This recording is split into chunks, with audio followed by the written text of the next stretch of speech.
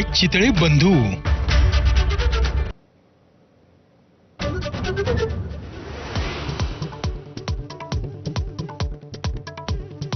शिवाजी महाराजांना अभिवादन करण्यासाठी आज गृहमंत्री अमित शहा रायगडावर, मुख्यमंत्री आणि दोन्ही उपमुख्यमंत्री सोहळ्याला उपस्थित राहणार। अमित शहा आणि फडणवीस रायगडावर एकत्र जाणार।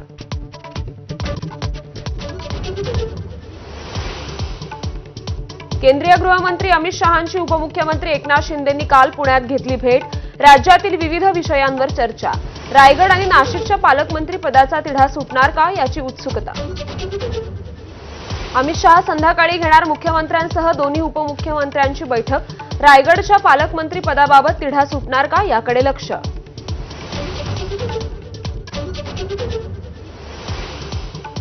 सरपंच देशमुख हत्या प्रकरणातील हत्यार परीक्षण अहवाल एबीपी माझाच्या हाती। 4 विशेष हत्यारांनी मारहाण केल्याचं नमूद। हत्यारं कराड गँगने तयार केल्याचा अहवालात उल्लेख।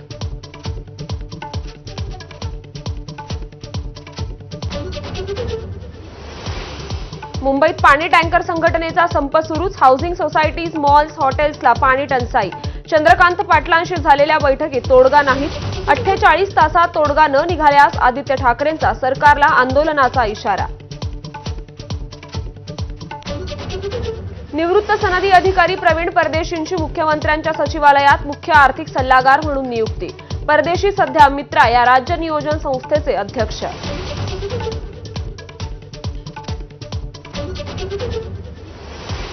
हायकोर्टांनी उठसूट सीबीआय चौकशीचे आदेश देऊ नयेत, सुप्रीम कोर्टाचे निर्देश। राज्य सरकार नीट तपास करत नाही तसं वाटलं तरच सीबीआय चौकशीचा पर्याय घ्यावा अशी सूचना।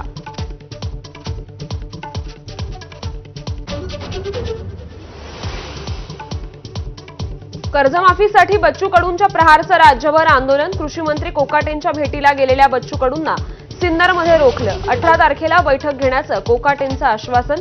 सहकार मंत्र्यांच्या घराबाहेर आंदोलन। छत्रपती संभाजीनगरमध्ये मोटारसायकलवरून मुलींची छेड काढणाऱ्या रोमिओला अखेर बेड्या। माझाच्या बातमीनंतर पोलिसांची तातडीनं कारवाई। आयपीएलमध्ये चेन्नई सुपर किंग्सचा 5वा केविलवाणा पराभव। कोलकाता नाईट रायडर्सचा 8 गडी राखून विजय।